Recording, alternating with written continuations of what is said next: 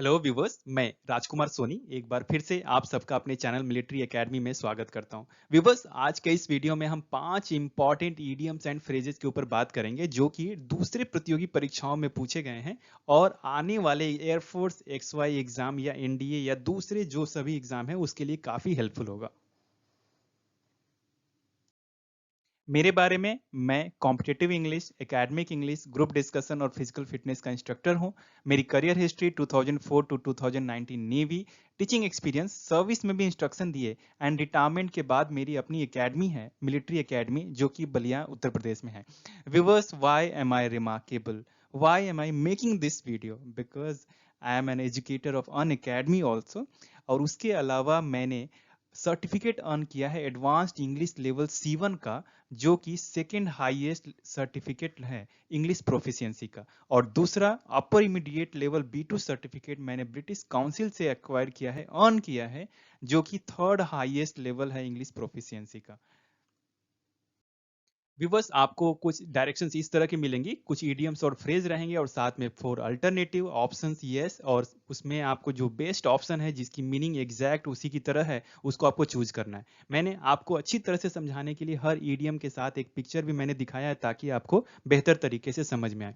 पहला है be over the hill. Be मतलब होना, ओवर मने ऊपर, हिल मतलब पहाड़ी पर।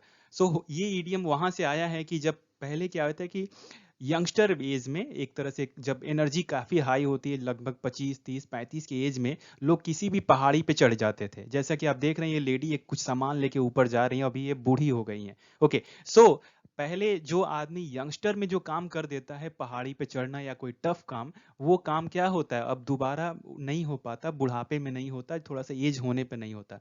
तो ये इडियम वहीं से आया है कि बी ओवर द हिल का मतलब क्या है, old and no longer fit. जी हाँ, आप बूढ़े हो गए हैं, थोड़ा सा आप उस तरह से फिटनेस नहीं है, उतने अट्रैक्टिव भी नहीं है आप, या उतने कैपेबल नहीं है कि आप जो काम पहले किए थे वो काम अभी भी कर सकें। यहाँ पे जो करेक्ट ऑप्शन है वो है, करेक्ट ऑप्शन जो है यहाँ पे है to be too old to do things.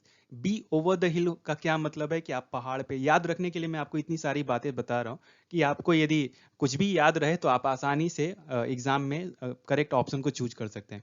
Be over the हिल मतलब पहाड़ी पे पहुंच गए, अब बुढ़ापे में हम नहीं कर सकते।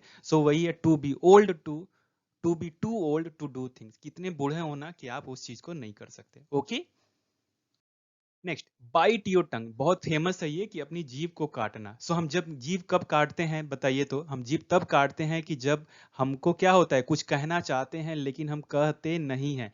Make a desperate effort to avoid saying something. Desperate माने कुछ एकदम जानबूझ के इतना जोर लगाना अपने आप के ऊपर कि कोई चीज आप कहना चाहते हैं लेकिन उसको नहीं कहने के लिए जोर लगा रहे हैं। मन में आ रही बात है लेकिन आप जानबूझ के अपनी जीभ पे ताला लगा के रखें एक तरह से। तो इसमें क्या होता है, बाइट योर टंग का मतलब क्या है कि to stop yourself from saying something because it would be better not to. Bite your tongue का मतलब है कि जानबूझ के कोई चीज नहीं कहना, क्योंकि नहीं कहने में ही भलाई है। Okay, next, turn a blind eye. बहुत फेमस है, यदि आप जानबूझ के अपनी आंखों पे पट्टी बांधते हैं, इसका मतलब क्या है कि आप प्रिटेंड कर रहे हैं, आप बहाना बना रहे हैं नहीं देखने का। ओके, यहाँ पे जो ऑप्शन डी है, to choose to ignore behaviour that you know is wrong. आप एक गलत चीज को इग्नोर कर रहे हैं। आप यदि अच्छे से समझे, टर्न मतलब घुमाना, ब्लाइंड आई माने जो आपकी आंख नहीं देख सकती उसकी तरफ घुमा देना। मतलब भाई, जैसे कहते हैं बिल्ली दूध पीते समय आंख बंद कर लेती है, मतलब वो ब्लाइंड आई टर्न कर देती है। तो आप क्या कर रहे हैं, कुछ गलत चीज हो रहा है और उसके सामने आप अपनी अंधी आंख को लेके आ जा रहे हैं, मतलब आप जानबूझ के एक बिहेवियर को, एक हरकत को आप इग्नोर कर रहे हैं जो आप जानते हैं कि गलत है।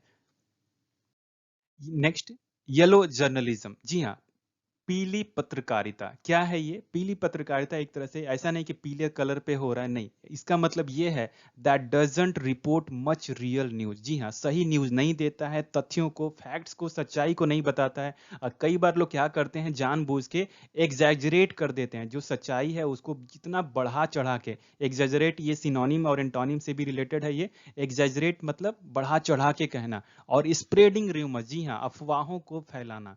येलो जर्नलिज्म में आप क्या करेंगे, ये लोग आई कैचिंग टाइटल भी रख लेते हैं एक तरह से, ताकि इनका पेपर बिके।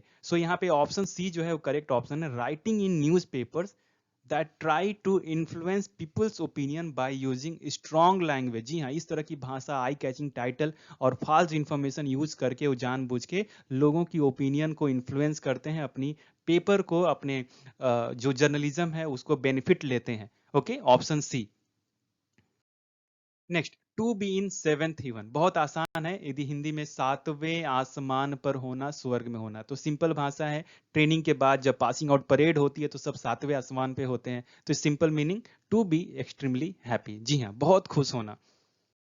सो व्यूवर्स, मुझे उम्मीद है कि ईडियम्स का और फ्रेज का ये जो वीडियो आपको बहुत पसंद आया होगा। यदि वीडियो पसंद आया तो मेरे चैनल को सब्सक्राइब कर लीजिए, और सब्सक्राइब कर लिया है तो लाइक, शेयर एंड कमेंट करके मुझे आप और एनर्जी दीजिए, ताकि और भी मैं बेहतरीन वीडियोस आपके लिए बना सकूं। Thank you so much for watching. Best wishes, get selected. जय हिंद।